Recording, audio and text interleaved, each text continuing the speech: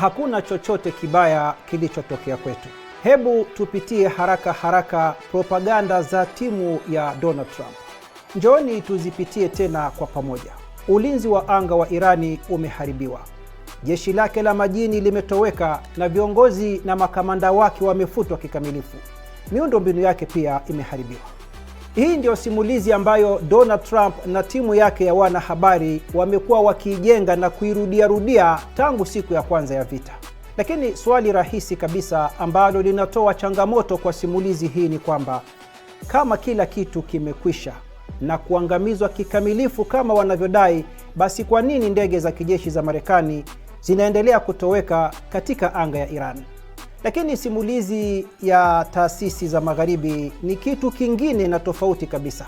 Si tu kwamba Irani haijaporomoka, bali imedumisha na kuimarisha mamlaka yake katika lango bahari la Hormuz, ambayo ni njia kuu ya usafirishaji wa nishati duniani. Na ukosoaji wa taasisi hizo kwa Trump na timu yake ya vyombo vya habari ni kwamba ikiwa hakuna uwezo wowote wa ulinzi uliobakia wa Iran nchini Irani, basi kwa nini bado wanashambulia na kuharibu vifaa na vituo vya kijeshi vya Marekani? Hii ina maana ya kuwepo pengo kubwa kati ya simulizi rasmi na ukweli wa mambo nyanjani. Simulizi ya Marekani kimsingi ni jaribio la kuonyesha eti nguvu kubwa isiyo na mwisho ya nchi hiyo mkabala wa upande wa pili hasimu ambao unaonyeshwa kuwa dhaifu na usio na uwezo wowote. Donald Trump na timu yake ya vyombo vya habari hufanya kazi kwa kutegemea tabia ya fikra za kizamani, lugha ya kejeli na kusisitiza juu ya eti nguvu haribifu ya Marekani.